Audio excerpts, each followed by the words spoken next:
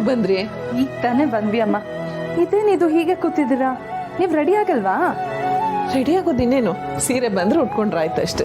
ಸೀರೆ ಉಡೋನ್ ಮಾತ್ರ ಅಲ್ಲ, ಅದ್ರ ತಕ್ಕ ಹಾಗೆ ಒಡವೆನೂ ಹಾಕೋಬೇಕು, ಮೇಕಪ್ ಮಾಡ್ಕೋಬೇಕು. ಮೇಕಪ್ಪ? ಒಡವೆನಾ? ನನಗೆ ಪೂರ್ಣಿ ಮೊದ್ಲೇ ಫೋನ್ ಮಾಡಿ ಹೇಳಿದ್ರು ಇದೆಲ್ಲ ತರಕ್ಕೆ.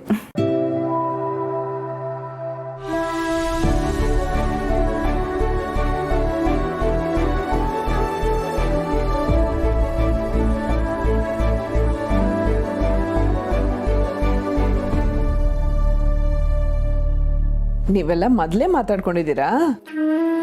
ಮಾತಾಡ್ಕೊಬೇಕಲ್ವಾ ಅಮ್ಮ? ಸಮಯ ಕಮ್ಮಿ ಇದ್ದಾಗ ಎಲ್ರು ಮಾತಾಡ್ಕೊಂಡು ಕೆಲಸ ಮಾಡಿದ್ರೆ ಕೆಲಸಗಳು ಬೇಗ ಬೇಗ ಆಗುತ್ತೆ ಅಂತ ನೀನೇ ಹೇಳ್ಕೊಟ್ಟಿರೋ ಪಾಠ. ಇಲ್ಲಿ ನೋಡು ಏನ್ ತಂದಿದ್ದೀನಿ ಅಂತ.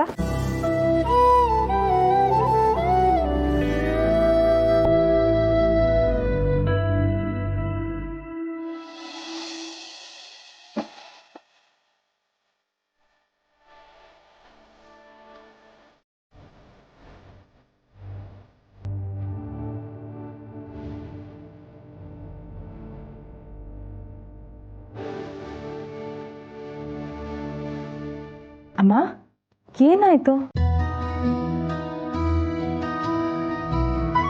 ಏನಿಲ್ಲ, ನಿಮ್ ಪ್ರೀತಿ ನೋಡಿ ಕಣ್ಣಲ್ಲಿ ನೀರು ಬಂತು ಅಷ್ಟೇ. ಅಮ್ಮ ನಿಮ್ ಪ್ರೀತಿ ಮುಂದೆ ನಮ್ ಪ್ರೀತಿ ಅಲ್ಲ, ಏನೇನೂ ಅಲ್ಲ. ನೀವು ಕೊಟ್ಟಿರೋ ಪ್ರೀತಿನಲ್ಲೇ ಸ್ವಲ್ಪ ಪ್ರೀತಿನ ಎಲ್ರೂ ನಾವು ನಿಮಗೆ ಕೊಡ್ತಾ ಇದೀವಿ ಅಷ್ಟೇ. ನಾನು ಅದನ್ನು ಹೇಳೋಣ ಅನ್ಕೊಂಡೆ. ನಾ ಚಿಕ್ಕವಳಿರುವಾಗ ಅಮ್ಮ ನನಗೆ ಅಲಂಕಾರ ಮಾಡ್ತಿದ್ಲು, ಇನ್ನೂ ನನಗೆ ನೆನಪಿದೆ. ಎಷ್ಟು ಕಷ್ಟಪಟ್ಟು ದುಡ್ಡು ಹೊಂದ್ತಿದ್ಲು ಅಂತ ಆಗ ನನಗೆ ಗೊತ್ತೇ ಆಗಲಿಲ್ಲ. ನಮ್ಗೆ ಎಷ್ಟೇ ಬಡತನ ಇದ್ರೂ ಶ್ರೀಮಂತಿಕೆಲೆ ಬೆಳೆಸಿದಾಳೆ ನನ್ನಮ್ಮ.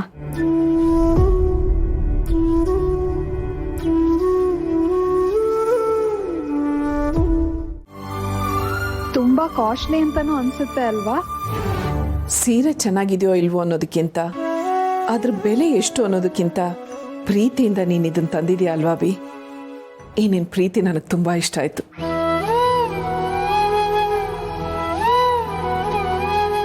ಈ ಪ್ರೀತಿಗಾಗಲಿ ಈ ಸೀರೆಗಾಗಲಿ ಬೆಲೆನೇ ಕಟ್ಟೋಕ್ಕಾಗೋದಿಲ್ಲ.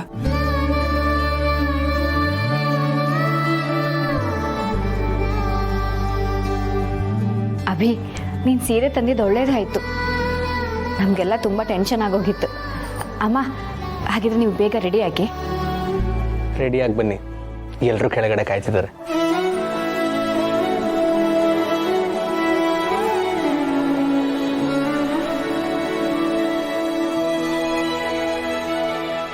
ನೀನ್ ತರೋ ಸೀರೆನ ನಾನು ಉಟ್ಕೊಳ್ಳೋದು ಆ ದೇವ್ರಿಗೂ ಇಷ್ಟ ಇರಲಿಲ್ಲ ಅನ್ಸುತ್ತೆ. ಅದಕ್ಕೆ ನನ್ನ ಮಗನೇ ನನಗೋಸ್ಕರ ಸೀರೆ ತಂದಿದ್ದಾನೆ, ನಾನು ಅದನ್ನೇ ಉಟ್ಕೋತೀನಿ. ಇದಿನ್ನೂ ಶುರು ಅಷ್ಟೇ ಶಾರ್ವರಿ, ಇಂಥದ್ದು ಇನ್ನು ಮುಂದೆ ತುಂಬ ಇದೆ.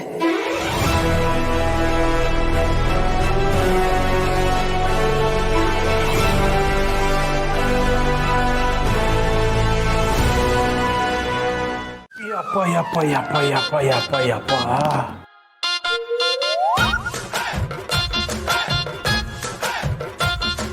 ಏನು ಮನೇನ ಇದು? ಅಲ್ಲ, ಅರಮನೆನೆ. ಇಷ್ಟು ದೊಡ್ಡ ಮನೇಲಿ ಹುಡುಗಿನ ಎಲ್ಲಿ ಹುಡ್ಕೋದು? ಕರೆಂಟ್ ಇಲ್ಲದೆ ಇರೋವಾಗ ಈ ಮನೆ ಒಳಗೆ ಬಂದ್ರೆ ಕಳೆದೋಗೋದು ಗ್ಯಾರಂಟಿ.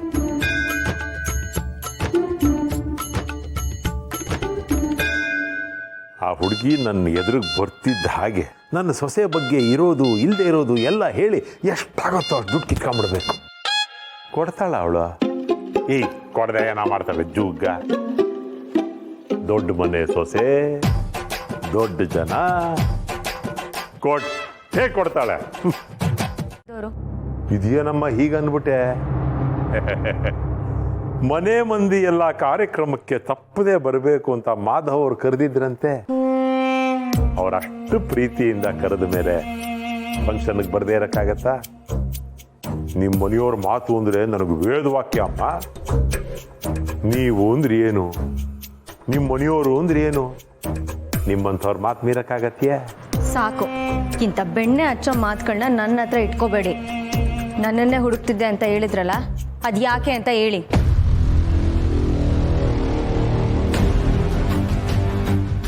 ನನ್ನ ಸೊಸೆ ಮುದ್ದು ಅಂದ್ರೆ ಆ ಸಂಧ್ಯಾ ನಿಮ್ಗೆ 5 ಲಕ್ಷ ರೂಪಾಯಿ ಕೊಡ್ಬೇಕಲ್ವಾ? ಆ ದುಡ್ಡು ಇವತ್ತೇ ಕೇಳಿ ವಸೂಲ್ ಮಾಡ್ಬಿಡಮ್ಮ. ಹೊಟ್ಟೆಗೆ ಹಿಟ್ಟಿಲ್ಲ ಅಂದ್ರು ಜುಟ್ಟಿಗೆ ಮಲ್ಲಿಗೆ ಹೂವು ಅನ್ನೋ ಮಾತು ಕೇಳಿದ್ಯಲ್ಲ ನೀನು. ನಿನ್ನ ಹತ್ರ ಇಸ್ಕೊಂಡ್ರೆ ಸಾಲ ವಾಪಸ್ ಕೊಡೋಕ್ಕಾಗಲ್ಲ. ಅವ್ರ ಅಮ್ಮಂಗೆ ಬೇಕಾದೆಲ್ಲ ಖರ್ಚು ಮಾಡಿ ತರ್ತಿದ್ದಾಳೆ. ಅದಕ್ಕೆಲ್ಲ ದುಡ್ಡು ಇರುತ್ತಾ? ದುಡ್ಡು ವಸೂಲು ಮಾಡಿದ್ರೆ ಸರಿ, ಇಲ್ಲದೆ ಹೋದ್ರೆ ನುಂಗು ನೀರು ಕುಡಿದು ಬಿಡ್ತಾಳೆ ಅಷ್ಟೇ. ನಾನು ಅವಳನ್ನ ದುಡ್ಡು ಕೇಳಿಲ್ಲ ಅನ್ಕೊಂಡಿದ್ದೀರಾ? ಕೇಳಿರ್ಬೋದು. ನೀನು ಕೇಳಿದ ತಕ್ಷಣ ಎತ್ತು ಕೊಟ್ಬಿಟ್ಲಾ? ಇಲ್ಲ, ನಾಳೆ ಕೊಡ್ತೀನಿ, ನಾಡಿದ್ದು ಕೊಡ್ತೀನಿ ಅಂತ ಏನಾರೋ ಒಂದು ಸಬು ಹೇಳ್ತಾಳೆ. ನನ್ನ ಸೊಸೆ ಮುದ್ದು ಹೆಂಗೆ ನನಗೆ ಗೊತ್ತಿಲ್ವಾ? ಒಬ್ಳೇ ಇದ್ದಾಗ ಕೇಳಬೇಡ, ಕೊಡಲ್ಲ. 4 ಜನದ ಮುಂದೆ ಬಾಯ್ಸ್ ಕೇಳು, ಅವಮಾನಕ್ಕೆದ್ರಿ ಕೊಟ್ಬಿಡ್ತಾಳೆ. ಇಂಥ ಒಳ್ಳೆ ಐಡಿಯಾ ಹೇಳಿದ್ದೀನಿ. ನನಗೂ ಒಂಚೂರು ಬಕ್ಷೀಸು ಅಂತ ಕೊಟ್ಟಿದ್ದಿದ್ರೆ ಆತ್ಮಕ್ಕೆ ಶಾಂತಿ ಆಗಿರೋದು. ಅಯ್ಯೋ, ನಾನು ನನ್ನ ಸೊಸೆ ಮುದ್ದು ಸಂಧ್ಯಾ ಥರ ಅಲ್ಲ. ಹಿಂಗಿಸ್ಕೊಂಡಿದ್ದನ್ನ ಹಿಂಗೆ ಕೊಟ್ಬಿಡ್ತೀನಿ. ನೋಡಿ, ಅವಳ ಹತ್ರ ದುಡ್ಡು ಹೇಗೆ ವಸೂಲಿ ಮಾಡಬೇಕು ಅನ್ನೋದು ನನಗೆ ಚೆನ್ನಾಗಿ ಗೊತ್ತು. ಅದನ್ನು ನಾನು ನಿಮ್ಮಿಂದ ಹೇಳಿಸ್ಕೋಬೇಕಾಗಿಲ್ಲ.